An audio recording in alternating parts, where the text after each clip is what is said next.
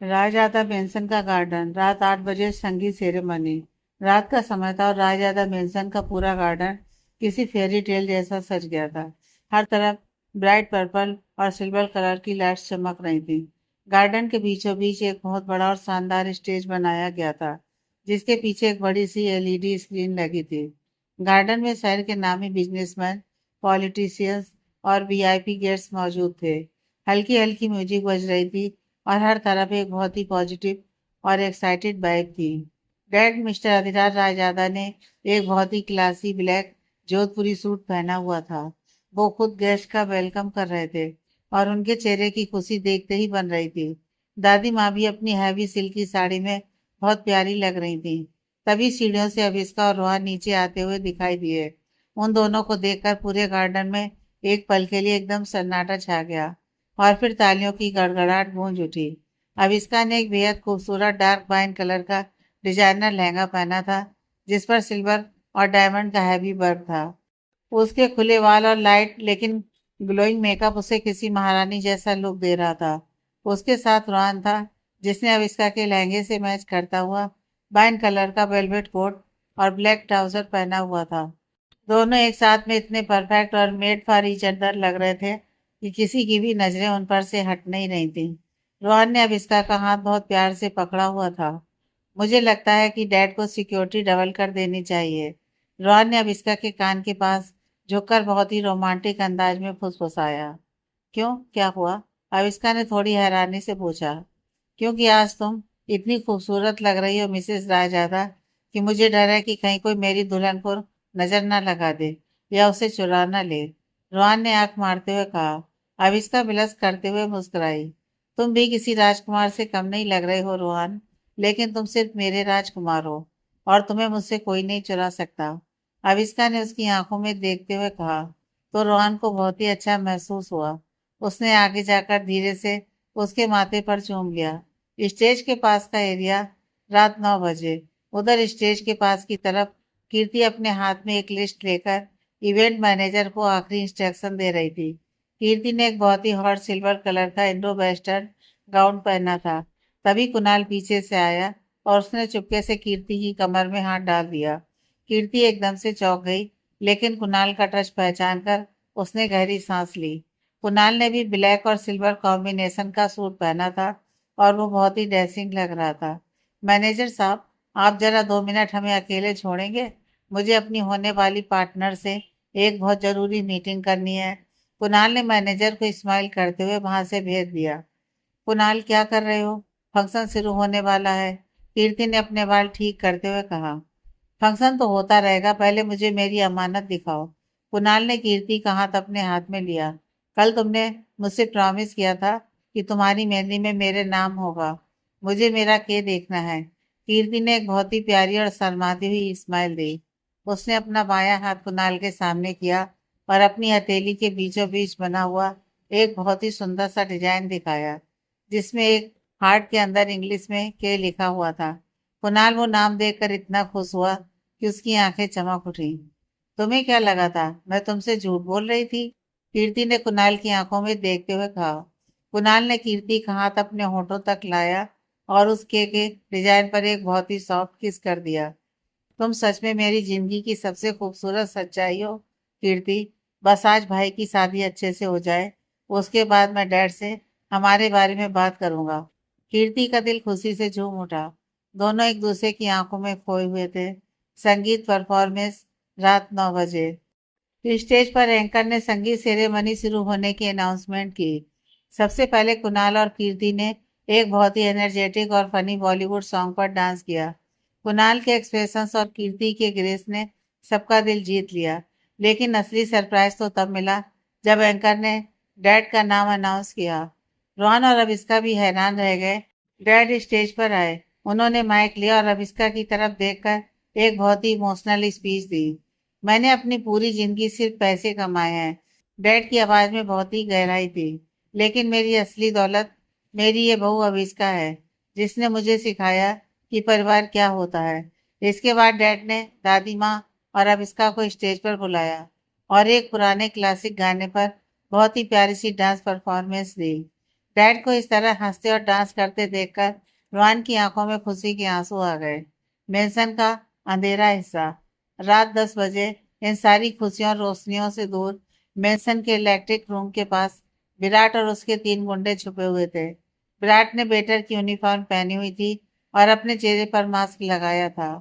Sir, सारे guest का ध्यान स्टेज पर है, एक गुंडे ने धीरे से कहा।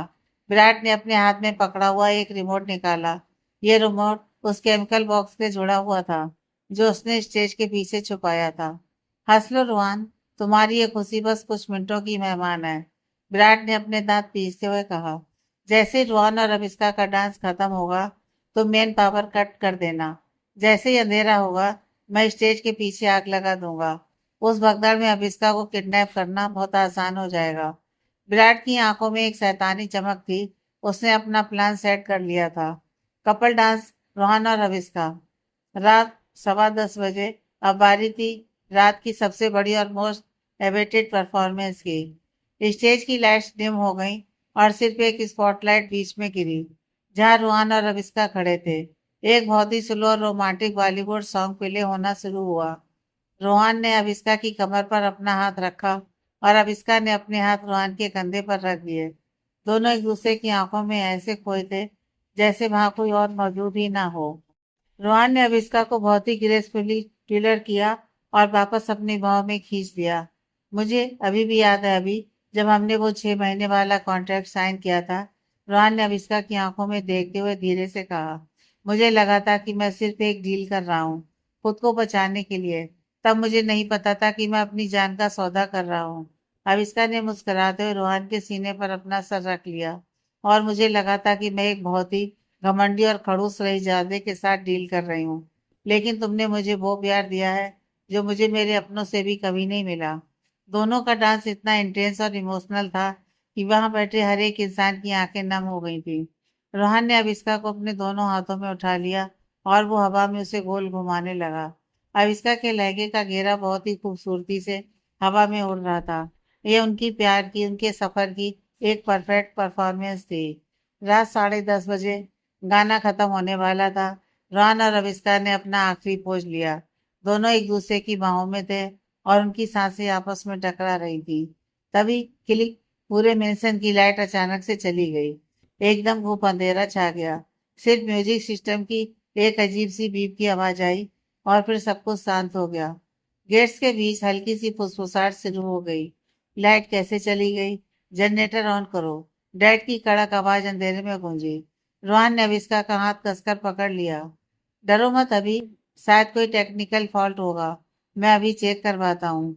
लेकिन रोहन अपनी जगह से हिल पाता उससे पहले स्टेज के ठीक पीछे एक बहुत ही तेज धमाके जैसी आवाज आई और अचानक से आग की एक बड़ी सी लपट आसमान की तरफ उठी। विराज के उस केमिकल ने अपना काम कर दिया था। आग बहुत ही तेजी से टेंट और स्टेज के पीछे वाले पर्दों में फैलने लगी। आग की वजह से पूरे गार्डन में भयानक धुआं बनने लगा। आग आग लग गई है, भागो, किसी ने जोर से चिल्लाया। कुछ ही सेकंड में वो खूबसूरत संगीत सेरेमनी एक भयानक पैनिक और भगदड़ में बदल गई। लोग एक दूसरे को धक्का देते हुए बाहर की तरफ भागने लगे। कुर्सियां और टेबल गिरने लगी। डैड, दादी माँ कहाँ है? कुणाल, दादी माँ को सेफ जगह पर ले जाओ, रोहन ने उस भगदड़ में चिल्लाते हुए कहा। धुआं इतना तेज था कि किसी को कुछ दिखाई नहीं दे रहा था।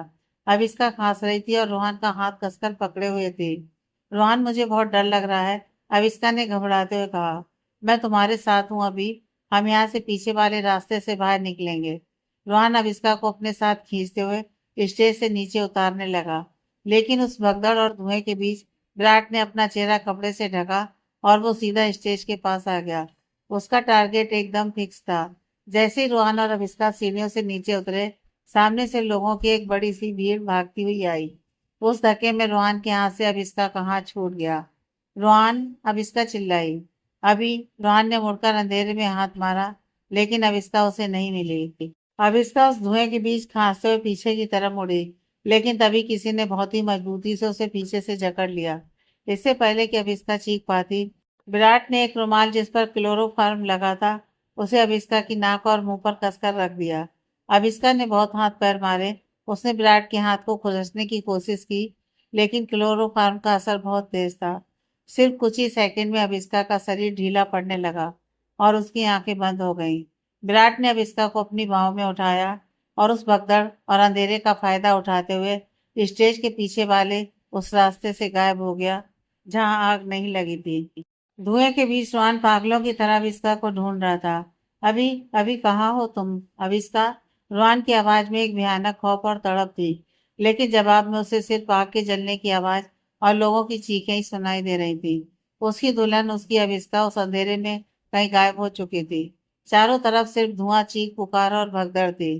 कुछ मिनट पहले जो जगह किसी जन्नत जैसी लग रही थी, वो अब एक खौफनाक मंजर में बदल चुकी थी। स्टेज के पीछे वाले हिस्से में आग की लपटें तेजी से फैल रही थी। हालांकि सिक्योरिटी गार्ड ने फायर एक्सटिंग्विशर लेकर आग बुझाने का काम शुरू कर दिया था, लेकिन रोहन को इस आग या धुएं की कोई परवाह नहीं थी। उसका दिल सिर्फ एक ही नाम पुकार रहा था, अभी अविस्का, कहाँ हो तुम? रोहन पागलों की तरह उस भीड़ को चीरते हुए आगे बढ़ रहा था। धुएं की वजह से उसकी आंखों से पानी आ रहा था और उसे खांसी उठ रही थी, लेकिन वो रुक नहीं रहा था। वो स्टेज के पास गया, कुर्सियों को हटाकर देखा, लेकिन अविस्का कहीं नहीं थी। उधर कुणाल ने बहुत ही समझदारी से डैड, माँ और कीर्ति को मेंशन के अंदर सेफ जगह पर पहुंचा दिया था। कुणाल, तुम ठीक हो? कीर्ति ने खांसते हुए कुणाल का हाथ पकड़ लिया। उसके चेहरे पर बहुत डर था। मैं ठीक हूँ कीर्ति, आप डैड और दादी माँ के पास रहिए, मैं भाई को देखने जा रहा हूँ। कुणाल वापस गार्डन की तरफ भागा। गार्डन में अब तक जनरेटर ऑन हो चुका था और कुछ लाइट्स वापस आ गई थी। सिक्योरिटी टीम ने आग पर लगभग काबू पा लिया था, लेकिन रोहन की हालत खराब थी। उसके वाइन कलर के कोट पर राख लग चुकी थी और उसके बाल बिखरे हुए थे। भाई, कुणाल ने रोहन के पास जाकर उसे कंधे से पकड़ा। भाभी कहाँ है? वो आपके साथ ही तो थी। रोहन ने मुड़कर कुणाल को देखा। उसकी आंखें एकदम लाल हो चुकी थी और उनमें एक अजीब सा खौफ था। वो मेरे साथ ही थी कुणाल। जब हम सीढ़ियों से नीचे आ रहे थे तभी भीड़ का धक्का लगा और उसका हाथ मेरे हाथ से छूट गया। मैंने पूरा गार्डन देख लिया, वो यहाँ नहीं है। तभी डैड भी बाहर आ गए। माथुर, सारे गेट बंद कर दो, कोई भी बाहर नहीं जाना चाहिए। मेरी बहू कहाँ है? डैड की आवाज में भी अब डर साफ झलक रहा था। रोहन बिना कुछ सुने वापस स्टेज के पीछे वाले हिस्से की तरफ भागा, जहाँ से कैटरिंग वाले आते जाते थे। वहां पर आग का असर ज्यादा था और जमीन पर कुछ सामान बिखरा पड़ा था। रोहन उस जले हुए सामान के बीच कुछ ढूंढ रहा था। अचानक उसकी नजर जमीन पर पड़ी एक चमकती हुई चीज पर गई। रोहन के कदम वहीं रुक गए। उसका दिल किसी ने जैसे मुट्ठी में भींच लिया हो। रोहन ने धीरे से घुटनों के बल बैठकर वो चीज उठाई। वो अविस्का का डायमंड ब्रेसलेट था, जो डैड ने उसे हल्दी में गिफ्ट किया था। ब्रेसलेट का हुक टूटा हुआ था, जिसका मतलब था कि किसी ने अविस्का को बहुत जोर से खींचा था। अविस्का, रोहन के मुंह से बस यही नाम निकला। उसने उस ब्रेसलेट को अपनी मुट्ठी में कसकर दबा लिया। रोहन का वो डर और वो खौफ अब एक बहुत ही ठंडे और खतरनाक गुस्से में बदल रहा था। उसे समझ आ गया था कि यह कोई नॉर्मल एक्सीडेंट नहीं था, ये एक प्रॉपर किडनैपिंग थी। और ये किसने किया है, यह शक उसके दिमाग में पूरी तरह से घर कर चुका था। कुणाल, रोहन एक झटके में खड़ा हुआ। उसकी आवाज इतनी खतरनाक और भारी थी कि कुणाल भी एक पल के लिए सहम गया। सीधा सिक्योरिटी रूम में चलो, मुझे अभी के अभी इस पूरे मेंशन के पिछले 1 घंटे के सीसीटीवी फुटेज चाहिए। मेंशन का सिक्योरिटी रूम, रात 11 बजे। सिक्योरिटी रूम के सारे गार्ड्स डरे हुए खड़े थे। रोहन ने खुद मेन सिस्टम की कुर्सी संभाली और अपने हाथों से कीबोर्ड पर टाइप करने लगा। सर, लाइट जाने की वजह से मेन कैमरे कुछ सेकंड के लिए बंद हो गए थे, सिक्योरिटी हेड ने घबराते हुए बताया।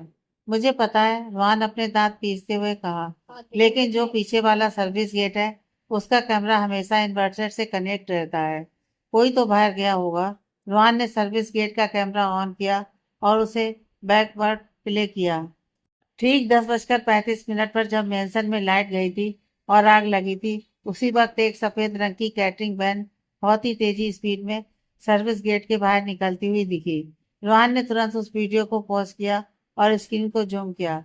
वैन की फ्रंट सीट पर ड्राइविंग व्हील के पास जो इंसान बैठा था, उसने कैप पहनी हुई थी, लेकिन उसकी साइड प्रोफाइल कैमरे में साफ आ गई। अमाया।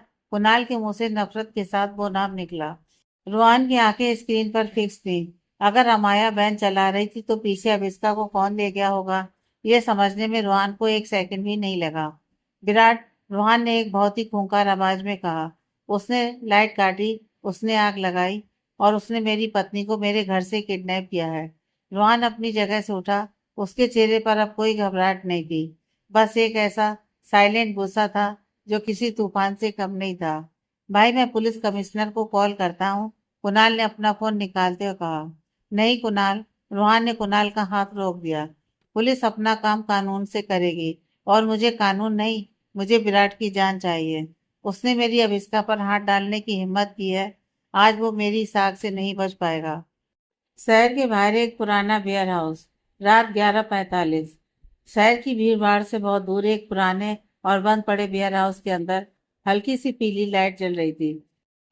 अविष्का के सिर में बहुत तेज दर्द हो रहा था। उसे ऐसा लग रहा था कि जैसे किसी ने उसके सिर पर भारी पत्थर मार दिया हो। उसने धीरे धीरे अपनी आंखें खोली।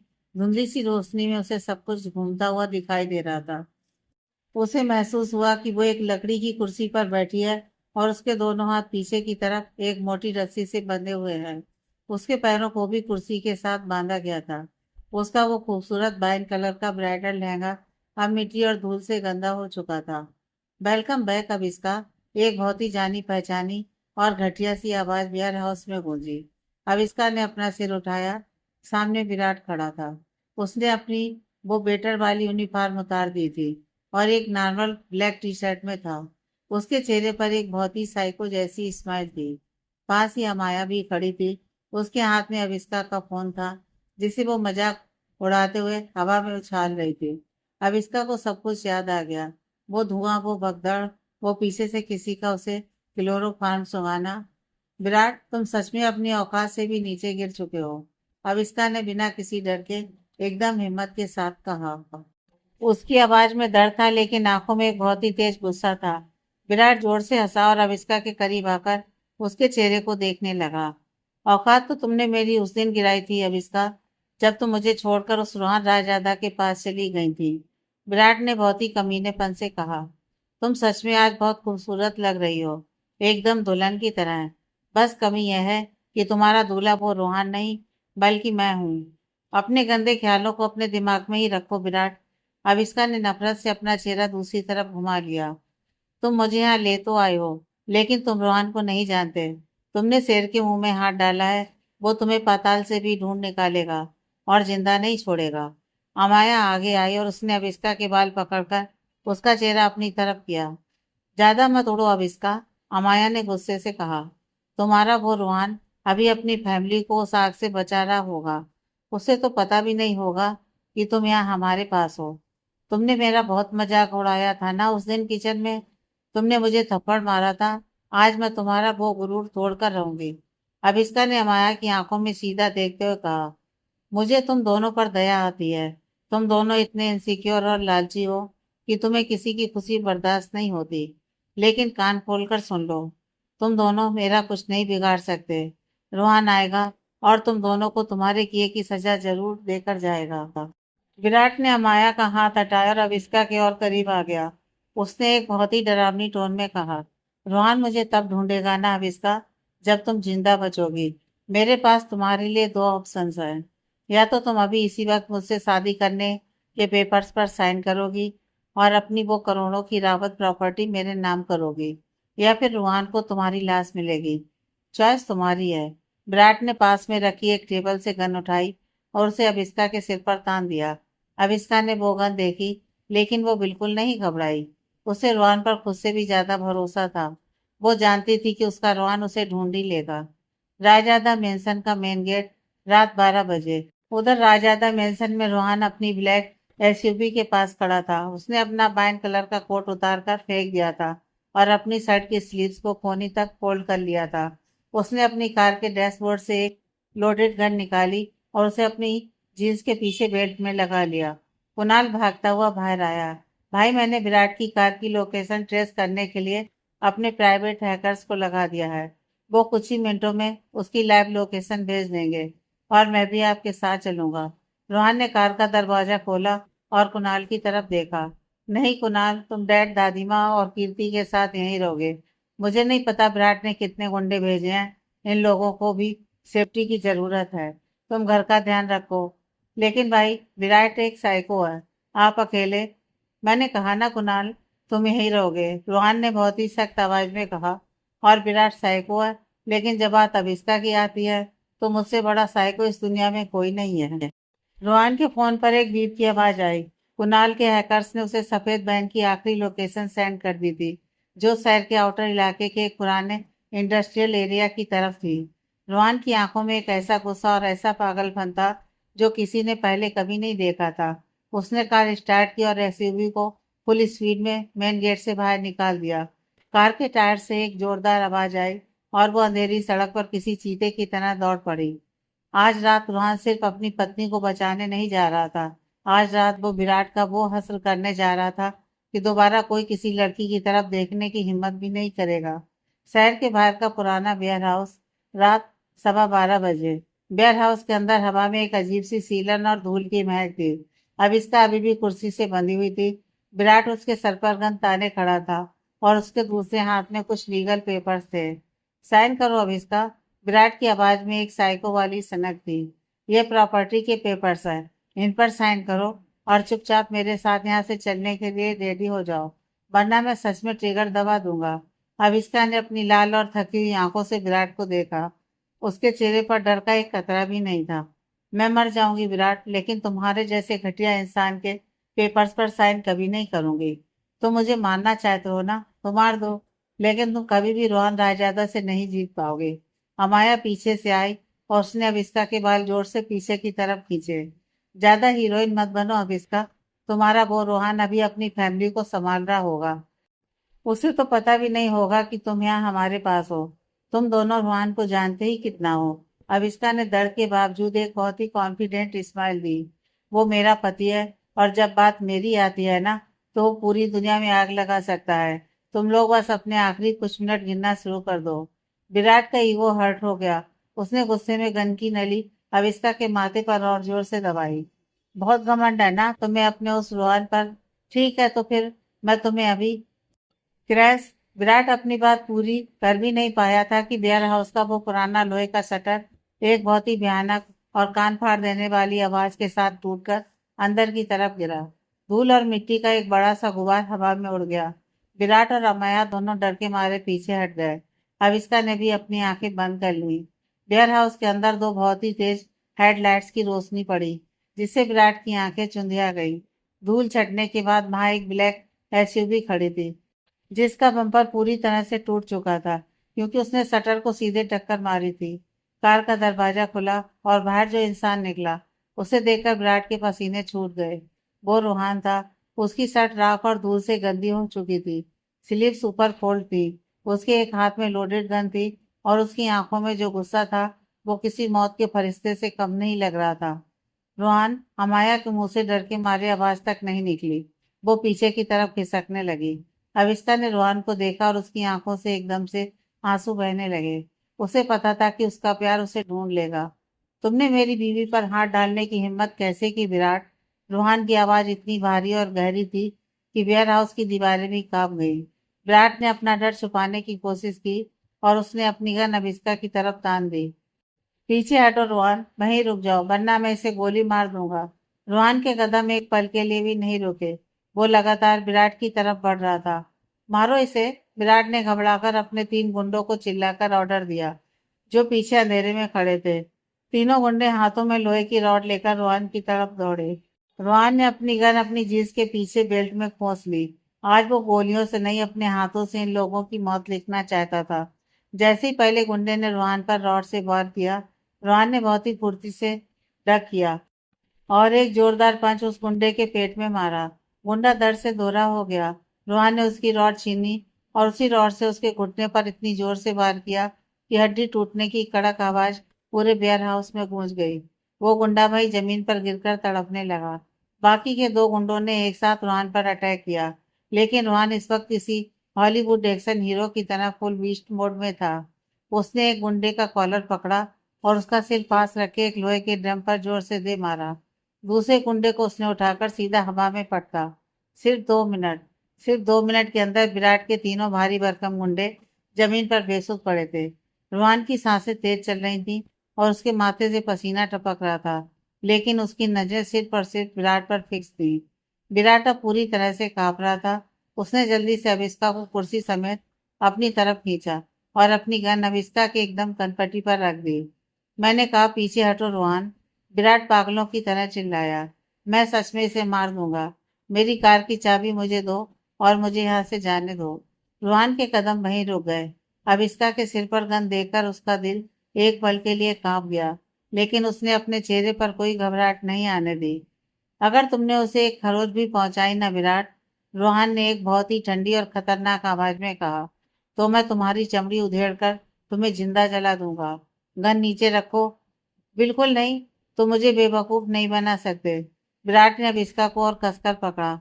अविस्का ने रोहन की आंखों में देखा। उन दोनों के बीच एक बिना बोले ही आई कांटेक्ट हुआ।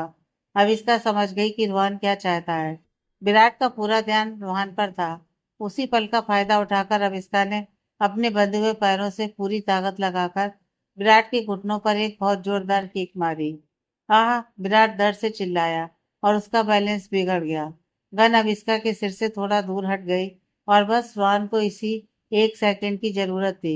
वो किसी चीते की तरह विराट पर झपटा। उसने एक झपट्टे में विराट के हाथ से गन छीनकर दूर फेंक दी और अपना एक बहुत ही हैवी पंच सीधा विराट के जबड़े पर जड़ दिया। विराट हवा में उछलकर सीधा जमीन पर गिरा। उसके मुंह से खून निकलने लगा, लेकिन रोहन का गुस्सा अभी शांत नहीं हुआ था। वो विराट के ऊपर जाकर बैठ गया और उसने विराट के कॉलर को दोनों हाथों से पकड़ लिया। तुमने मेरी अविस्का को रुलाया। रोहन ने एक पंच मारा। तुमने मेरे घर में आग लगाई। रोहन ने दूसरा पंच मारा। विराट का चेहरा खून से लथपथ हो गया था। वो अपने हाथ जोड़कर माफी मांगने की कोशिश कर रहा था, लेकिन रोहन के कानों तक कोई आवाज नहीं जा रही थी। वो बस विराट को मारता जा रहा था। उसे वो सीन याद आ रहा था जब अविस्का का हाथ उसके हाथ से छूटा था और वो धुएं में उसे पागलों की तरह ढूंढ रहा था। अमाया ने जब विराट का ये हाल देखा तो वो डर के मारे छुपकर पीछे वाले दरवाजे से भागने की कोशिश करने लगी। तभी बाहर से बहुत सारे पुलिस सायरन की आवाजें आने लगी। कुणाल ने रोहन की बात नहीं मानी थी और वो पुलिस कमिश्नर को लेकर सीधा वेयर हाउस पहुंच गया था। पुलिस ने अंदर आकर तुरंत वेयर हाउस को घेर लिया। कुणाल भागता हुआ अंदर आया। अमाया दरवाजे से बाहर निकल ही रही थी कि लेडी पुलिस ऑफिसर्स ने उसे पकड़ लिया। कहाँ भाग रही हो तुम? एक लेडी इंस्पेक्टर ने अमाया के हाथ पर हथकड़ी लगाते हुए कहा। अमाया फूट फूट कर रो रही थी, लेकिन उसकी किस्मत लॉक हो चुकी थी। उधर रोहन अभी भी विराट को मार रहा था। विराट लगभग बेहोश हो चुका था। रोहन, अविस्का ने रोते हुए जोर से आवाज दी। रोहन, प्लीज बस करो, वो मर जाएगा। प्लीज रोहन, मेरे लिए बस करो। अविस्का की रोती हुई आवाज सुनकर रोहन के हाथ हवा में ही रुक गए। वो हाँफ रहा था। उसने विराट को जमीन पर धक्का दिया और तुरंत उठकर अविस्का के पास आया। पुलिस ने विराट को अपनी कस्टडी में ले लिया और उसे एम्बुलेंस में डाल दिया। रोहन ने जल्दी से अविस्का के हाथ और पैर से वो रस्सी खोली। रस्सी इतनी टाइट थी कि अविस्का की कलाइयों पर लाल निशान पड़ गए थे। जैसे ही अविस्का आजाद हुई, वो एक झटके में उठी और रोहन के सीने से लग गई। उसने रोहन को इतनी कसकर पकड़ा जैसे वो उसे कभी छोड़ना ही नहीं चाहती थी। मुझे बहुत डर लग रहा था रोहन। अविस्का फूट फूट कर रोहन के सीने पर रोने लगी। मुझे लगा मैं तुम्हें दोबारा कभी नहीं देख पाऊंगी। रोहन ने अविस्का को अपनी बाहों में पूरी तरह से छुपा लिया। उसने अविस्का के बालों में अपना चेहरा छुपाया और उसकी भी आंखों से आंसू छलक पड़े। वो खूंखार रोहन राजादा अपनी पत्नी के गले लगकर एक छोटे बच्चे की तरह रो रहा था। आई एम सॉरी अभी। I am so sorry. Rohan ने अविस्का का माथा चूमते हुए कहा। मेरा हाथ छूट गया था। मैं प्रॉमिस करता हूँ कि आज के बाद कभी किसी भी कीमत पर मैं तुम्हारा हाथ नहीं छोड़ूंगा। तुम ठीक तो हो ना? उसने तुम्हें कहीं चोट तो नहीं पहुंचाई? रोहन ने अविस्का का चेहरा अपने हाथों में लेकर बहुत ही फिक्र से उसे चेक किया। मैं बिल्कुल ठीक हूँ रोहन, बस तुम्हारे पास रहना चाहती हूँ। अविस्का ने रोहन की आंखों में देखते हुए कहा। कुणाल पास खड़ा ये सब देख रहा था और उसकी भी आंखें नम थी।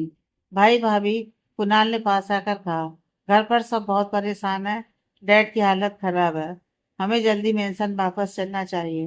रोहन ने हामी में सिर हिलाया।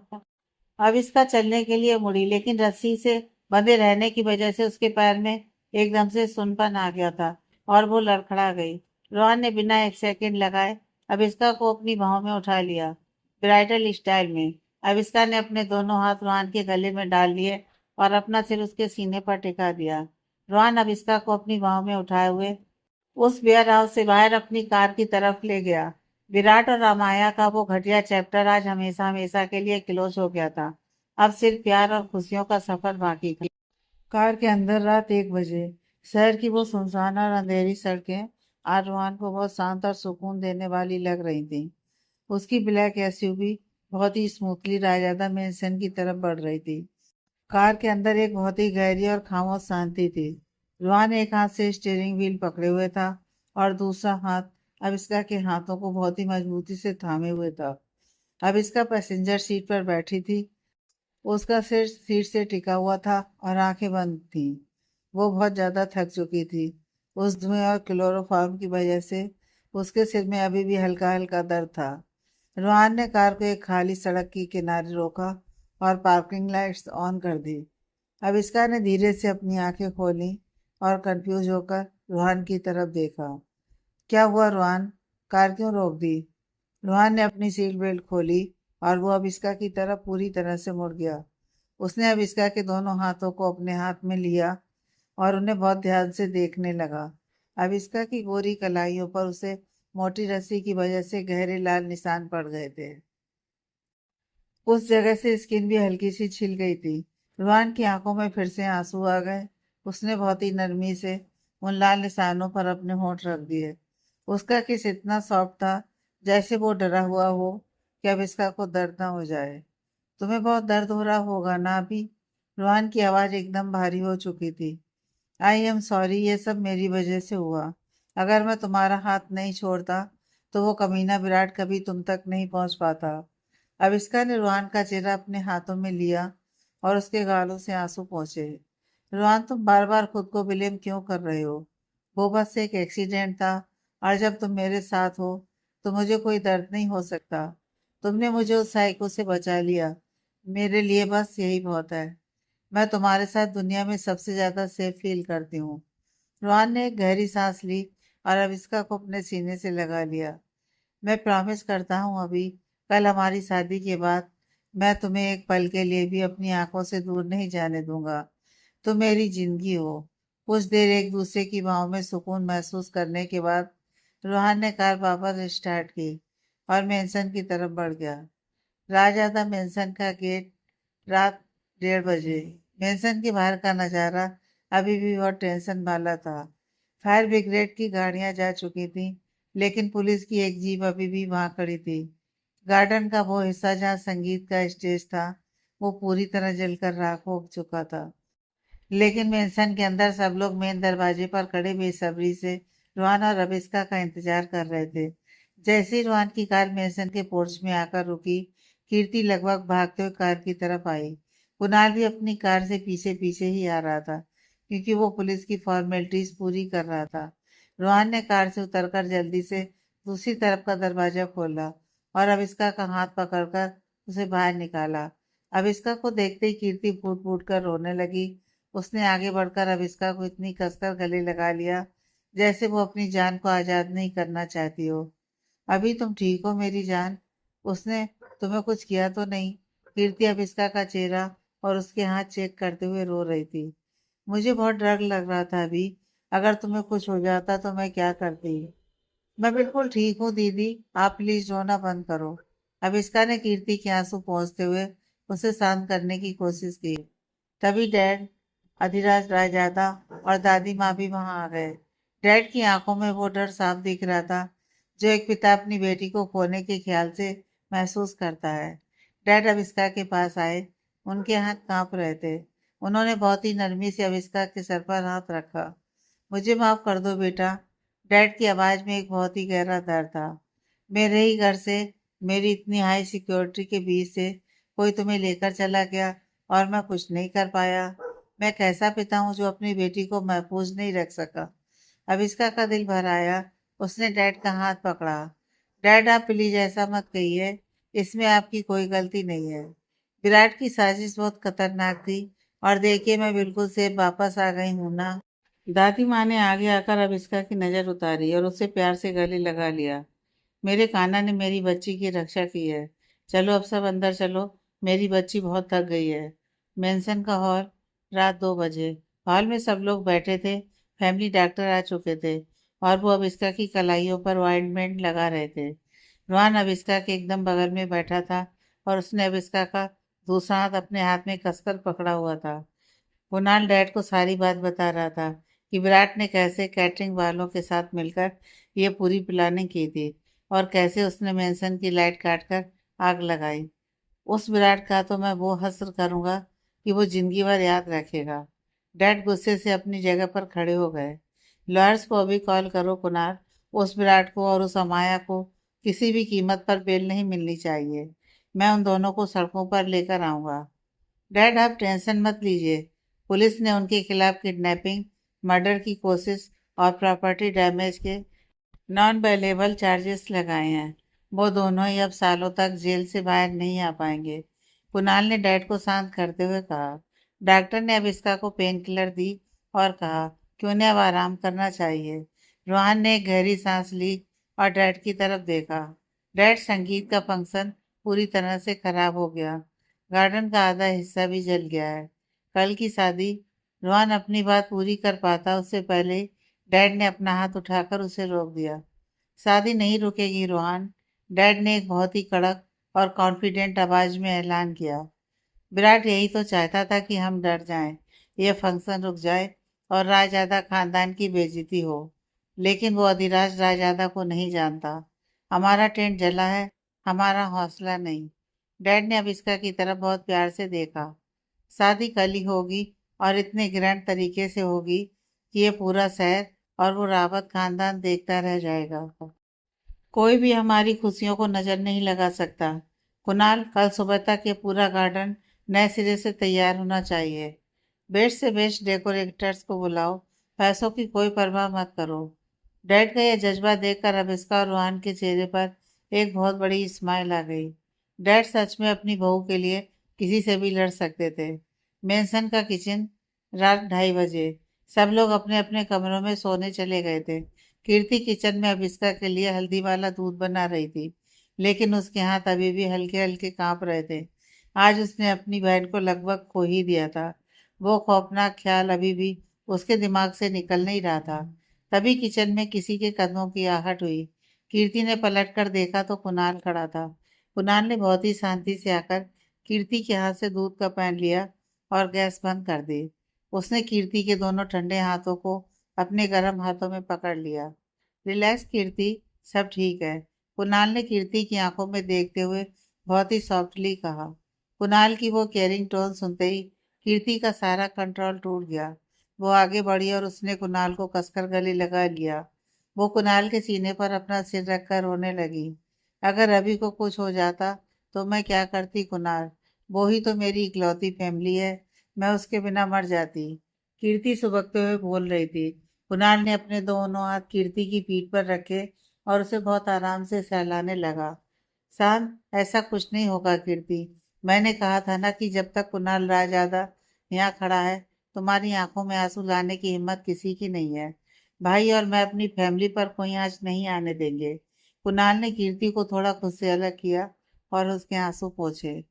और तुम ये क्या कहती हो कि अब इसका ही तुम्हारी इकलौती फैमिली है? क्या मैं कुछ नहीं हूँ? क्या ये रायजादा फैमिली तुम्हारी नहीं है? कीर्ति ने कुणाल की तरफ एक बहुत ही इमोशनल और प्यार भरी नजर से देखा। तुम मेरे लिए सब कुछ हो कुणाल। आज जब विराट ने आग लगाई थी और भगदड़ मची थी, तब तुमने डैड और मुझे जिस तरह से प्रोटेक्ट किया, मुझे लगा कि मेरी जिंदगी तुम्हारे हाथों में सबसे ज्यादा सेफ है। आई लव यू कुणाल। कुणाल के चेहरे पर एक बहुत ही खूबसूरत स्माइल आ गई। उसने कीर्ति के माथे पर एक प्यारा सा किस किया। I love you too. अब रोना बंद करो और ये दूध लेकर भाभी के पास जाओ। कल हमें बहुत काम करना है। रोहन और अभिष्का का बेडरूम। रात 3 बजे। बेडरूम में सिर्फ एक डिम लाइट जल रही थी। अभिष्का बेड पर लेटी हुई थी। उसने अपना वाइन कलर का भारी लहंगा उतारकर एक कंफर्टेबल नाइट सूट पहन लिया था। दरवाजा खुला और रोहन दूध का गिलास लेकर अंदर आया। कीर्ति ने वो दूध रोहन को ही दे दिया था ताकि वो दोनों कुछ पल अकेले बिता सके। रोहन ने गिलास साइड टेबल पर रखा और अभिष्का के पास बेड पर लेट गया। उसने अभिष्का को अपनी बाहों में खींच लिया और अभिष्का ने अपना सिर रोहन के सीने पर रख दिया। नींद आ रही है मिसेज रायजादा? रोहन ने अभिष्का के बालों में हाथ फेरते हुए पूछा। नहीं, मुझे बस तुम्हें ऐसे देखना है। और तुम्हारी धड़कनें सुननी है। अविष्का ने अपनी आंखें बंद करते हुए कहा, आज का दिन कितना अजीब था ना रोहन। सुबह कितनी खुशियां थी और रात में ये सब। लेकिन कल का दिन हमारी जिंदगी का सबसे खूबसूरत दिन होगा। अभी, रोहन ने मुस्कुराते हुए कहा, कल डैड तुम्हारा कन्यादान करेंगे। कल हम पूरे रीति रिवाज से 7 फेरे लेंगे। और कल रात के बाद तुम पूरी तरह से मेरी हो जाओगी, हमेशा हमेशा के लिए। रोहन की आवाज में वो रोमांस और वो शिद्दत सुनकर अविष्का के चेहरे पर बिलस आ गया। उसने रोहन के सीने पर हल्का सा हाथ मारा। तुम भी ना बस कल की रात का इंतजार कर रहे हो, अविष्का ने शर्माते हुए कहा। बिल्कुल, आखिर मुझे अपना बेस्ट हस्बैंड वाला वो प्रॉमिस भी तो पूरा करना है। रोहन ने अविष्का की ठुड्डी को उठाकर उसके होठों पर एक बहुत ही मीठा सा किस किया। नाउ स्लीप मेरी जान, कल तुम्हें दुनिया की सबसे खूबसूरत दुल्हन बनना है। अविष्का ने मुस्कुराते हुए रोहन को कसकर पकड़ लिया और दोनों उस सुकून भरी रात में एक दूसरे की बाहों में सो गए। विराट और अमाया की साजिश आखिरकार हमेशा के लिए खत्म हो चुकी थी। अब कल सिर्फ ढोल नगाड़े बजेंगे और रायजादा मेंशन में एक ऐसी शादी होगी जो इतिहास बन जाएगी। कल रात के उस भयानक हादसे के बाद आज सुबह की धूप एक नई उम्मीद लेकर आई थी। रात में विराट ने जो कुछ भी किया, उसके पीछे मकसद यही था कि वह किसी भी तरह उन लोगों की हिम्मत और उम्मीद को तोड़ना चाहता था, और चाहता था कि यह शादी टल जाए। और इसलिए घर में सबने मिलकर यह तय किया कि शादी अपने समय और सही मुहूर्त पर होकर रहेगी। वह किसी और को जीतने नहीं देंगे। रायजादा मेंशन का गार्डन पूरी तरह से बदल चुका था। डैड के ऑर्डर्स और कुणाल की सुपरफास्ट मैनेजमेंट की वजह से रात भर में ही जले हुए हिस्से को कवर करके वहां एक बिल्कुल नया और भी ज्यादा ग्रैंड सेटअप तैयार कर दिया गया था। इस बार थीम रेड और वाइट थी। हर तरफ लाल गुलाब और सफेद आर्किड्स की सजावट थी। बीच में एक बहुत ही खूबसूरत सा ओपन मंडप बनाया गया था, जिसके ऊपर क्रिस्टल के झूमर लटक रहे थे। कुणाल एक हाथ में वॉकी टॉकी और दूसरे हाथ में कॉफी का मग लिए डेकोरेटर्स को इंस्ट्रक्शन दे रहा था। वो रात भर सोया नहीं था, लेकिन उसके चेहरे पर थकान की जगह एक अलग ही एनर्जी थी। तभी कीर्ति वहां आई। उसने एक बहुत ही प्यारा सा पीच कलर का सलवार सूट पहना हुआ था। उसने कुणाल के हाथ से वो ठंडी हो चुकी कॉफी का मग लिया और उसे एक फ्रेश ब्लैक कॉफी का मग थमा दिया। तुमने रात भर से कुछ नहीं खाया है कुणाल, और ये ठंडी कॉफी पीना बंद करो, कीर्ति ने बहुत ही केयरिंग टोन में डांटते हुए कहा। कुणाल ने स्माइल करते हुए फ्रेश कॉफी का एक सिप लिया। जब मेरी होने वाली वाइफ, मेरी गर्लफ्रेंड मेरा इतना ख्याल रख रही है, तो मुझे थकान कैसे हो सकती है। कीर्ति ने आंखें घुमाई, लेकिन उसके चेहरे पर बिलस आ गया। बकवास बंद करो और काम पर ध्यान दो। मीडिया और वीआईपी गेट्स आना शुरू होने वाले हैं सुबह 10:30 बजे। अभी कुणाल और कीर्ति बात कर ही रहे थे कि मेंशन के मेन गेट पर अचानक बहुत सारी मीडिया की गाड़ी और कुछ रिपोर्टर्स आ गए। उनके साथ शहर के जाने माने लोग भी थे, जिनमें रोहान के सबसे बड़े इन्वेस्टर मिस्टर सिंघानिया भी शामिल थे। ये सब देखकर कुणाल का दिमाग ठनक गया। उसने मीडिया को आज अंदर आने की परमिशन नहीं दी थी। रिपोर्टर सीधे मंडप के पास आ गए और माइक निकालकर चिल्लाने लगे, मिस्टर कुणाल, हमें खबर मिली है कि आपके भाई रोहन राजादा और अभिष्का जी की शादी सिर्फ एक 6 महीने के बिजनेस कॉन्ट्रैक्ट थी। क्या यह सच है? एक रिपोर्टर ने सवाल दागा। हमें यह भी पता चला है कि कल रात अभिष्का जी को किडनैप किया गया था और यह पूरी शादी सिर्फ कंपनी के शेयर्स बचाने का एक नाटक है, दूसरे ने कहा। मिस्टर सिंघानिया ने भी बहुत ही सीरियस टोन में कहा, कुणाल, अगर रोहन ने अपनी शादी को लेकर मुझसे झूठ बोला है, तो मैं अपने सारे इन्वेस्टमेंट्स अभी के अभी वापस ले लूंगा। मुझे रायजादा कंपनी पर अब कोई भरोसा नहीं रहा। ये सब भवानी सिंह रावत का किया धरा था। विराट ने ही उनके कान भरे थे और उनके शुभचिंतक बनकर वह उनके साथ लगातार मिला हुआ था और उन्हें यह सब कुछ सिखा चुका था। इसलिए उन्होंने विराट के जेल जाने के बाद न्यूज चैनल्स और इन्वेस्टर्स को वो कॉन्ट्रैक्ट वाली बात लीक कर दी थी, ताकि शादी वाले दिन राजआदा खानदान की नेशनल टीवी पर बेइज्जती हो सके। कुणाल को बहुत तेज गुस्सा आ रहा था। वो मीडिया पर भड़कने ही वाला था कि तभी पीछे से एक बहुत ही भारी और कड़क आवाज आई। मेरे घर में घुसकर मेरे परिवार पर सवाल उठाने की हिम्मत कैसे की? सिक्योरिटी, सिक्योरिटी, सबने पलट कर देखा। डैड, अधिराज राजादा सीढ़ियों से नीचे उतर रहे थे। उन्होंने एक बहुत ही रॉयल व्हाइट जोधपुरी सूट पहना हुआ था। उनका वो पुराना वाला डरावना बॉस वाला एटीट्यूड आज पूरी तरह से वापस आ गया था। डैड चलते हुए सीधे मिस्टर सिंघानिया और उन रिपोर्टर्स के सामने आकर खड़े हो गए।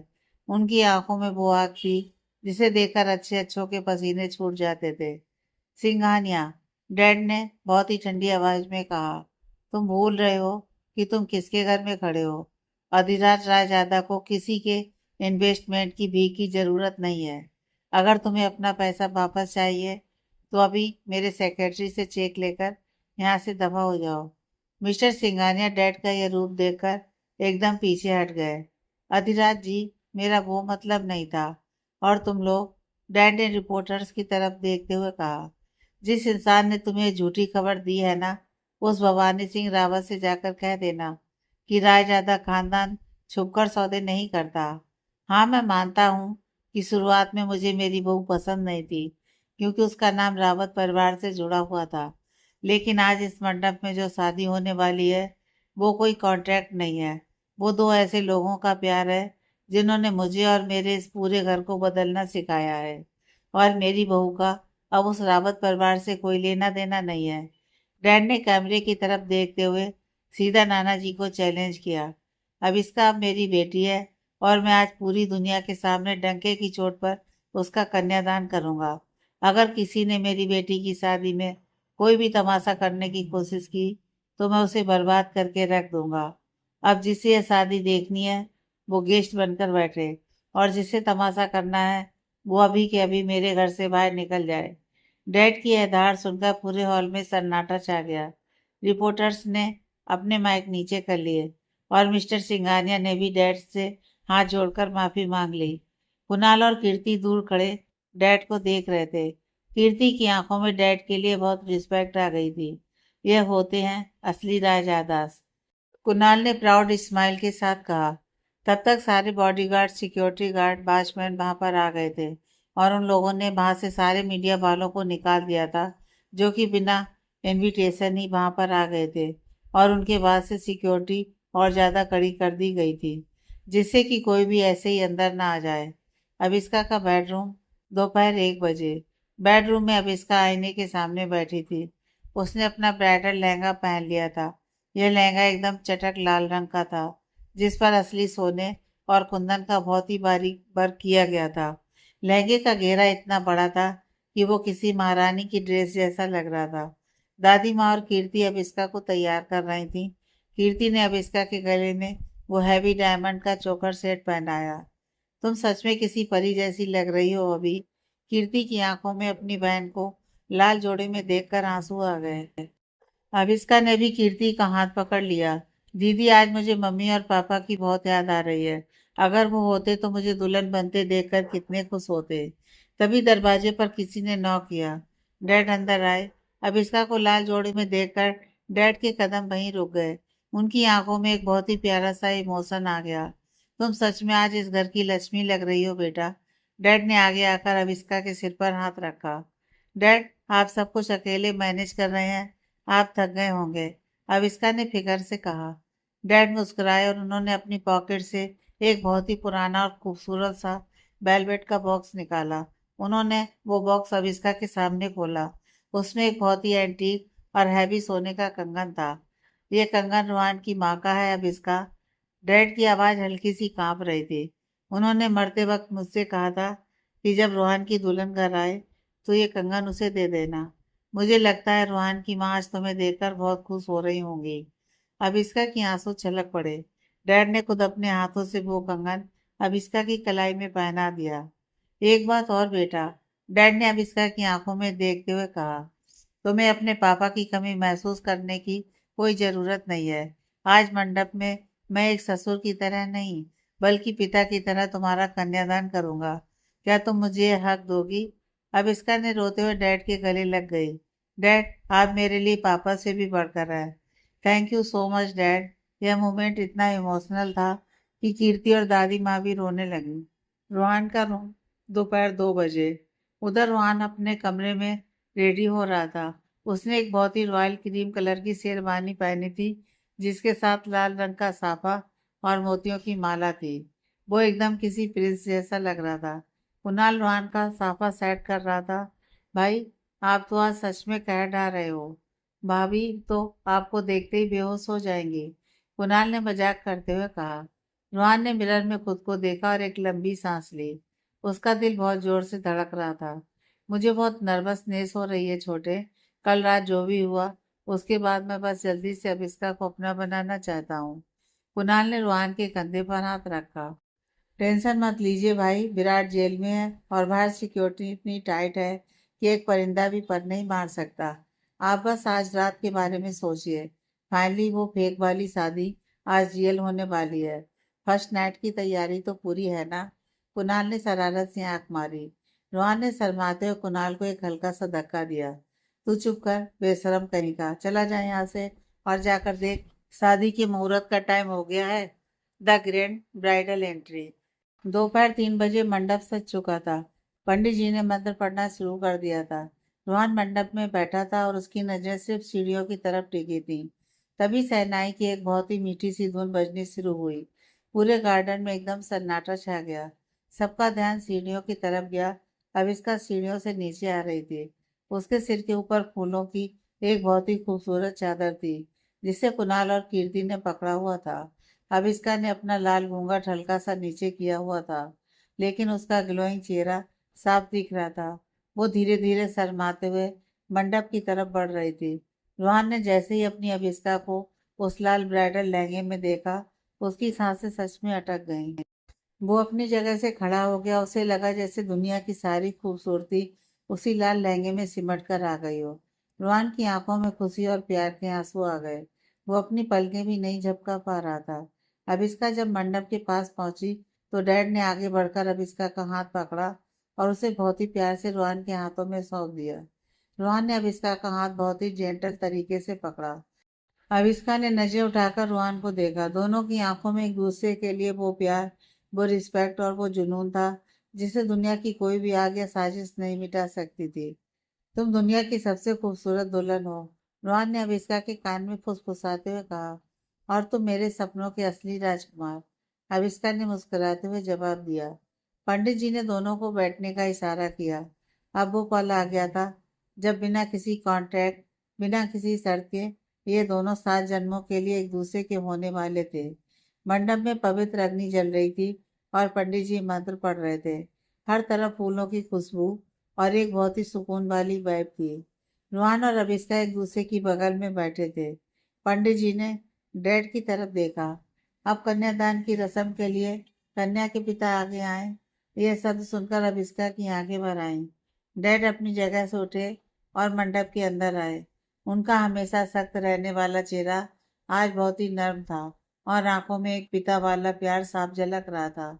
डैड ने बहुत ही प्यार से अभिष्का का दायां हाथ अपने हाथों में लिया और उसे रुआन के हाथों के ऊपर रख दिया। रुआन, डैड की आवाज़ हल्की सी कांप रही थी। आज मैं तुम्हें अपनी सबसे कीमती चीज़ सौंप रहा हूँ, मेरी बेटी अभिष्का, जो मेरी बहू बनने वाली है। तुमने इसे हमेशा खुश रखा है, लेकिन आज पिता होने के नाते मैं तुमसे वचन मांगता हूँ कि तुम इसकी आंखों में कभी आंसू नहीं आने दोगे। रुआन ने डैड की आंखों में बहुत ही रिस्पेक्ट के साथ देखा। मैं वचन देता हूँ डैड, मेरी सांसें रुक सकती हैं, लेकिन अविष्का की आंखों में आंसू कभी नहीं आएंगे। ये मेरी जान है डैड। डैड मुस्कुराए और उन्होंने दोनों के सिर पर हाथ रखकर आशीर्वाद दिया। कीर्ति और दादी माँ ये सब देखकर अपने आंसू नहीं रोक पा रही थी। पंडित जी ने कहा, अब वर और वधू फेरों के लिए खड़े हो जाएं। रोहन अपनी जगह से उठा और उसने अविष्का का हाथ पकड़कर उसे भी बहुत ही जेंटल तरीके से खड़ा किया। अविष्का का वो हैवी लाल लहंगा बहुत खूबसूरत लग रहा था। पवित्र अग्नि के चारों तरफ जब वो दोनों पहला फेरा ले रहे थे, तो दोनों की आंखों में उनका पूरा पुराना सफर फ्लैशबैक की तरह चल रहा था। वो पहली मुलाकात, जब अविष्का ने रोहन को घमंडी समझा था। वो कॉन्ट्रैक्ट करने वाला दिन, जब दोनों एक दूसरे से चिढ़ते थे। वो किचन में एक साथ खाना बनाना और कल रात का वो खौफनाक मंजर जहाँ रोहन ने अविष्का को विराट से बचाया था। आज ये फेरे कोई नाटक नहीं थे। आज ये कोई डील नहीं थी। आज हर एक कदम के साथ उनका प्यार और गहरा हो रहा था। 7वें फेरे के बाद जब वे दोनों अपनी जगह पर वापस बैठे, तो पंडित जी ने रोहान की तरफ एक छोटी सी डिब्बी बढ़ाई। अब आप वधू की मांग में सिंदूर भरें, पंडित जी ने कहा। रोहान ने चुटकी में वो लाल सिंदूर लिया। अविष्का ने अपनी पलकें झुका ली और उसका दिल बहुत जोर से धड़कने लगा। रोहान ने बहुत ही प्यार से वो सिंदूर अविष्का की मांग में भर दिया। हल्का सा सिंदूर अविष्का की नाक पर भी गिर गया, जो उसे और भी प्यारा बना रहा था। उसके बाद रोहान ने वो डायमंड का हैवी मंगलसूत्र अविष्का के गले में पहना दिया। विवाह संपन्न हुआ। आज से आप दोनों पति पत्नी हैं, पंडित जी ने अनाउंस किया। पूरे गार्डन में तालियों की गूंज उठ गई। आसमान से गुलाब की पंखुड़ियों की बारिश होने लगी।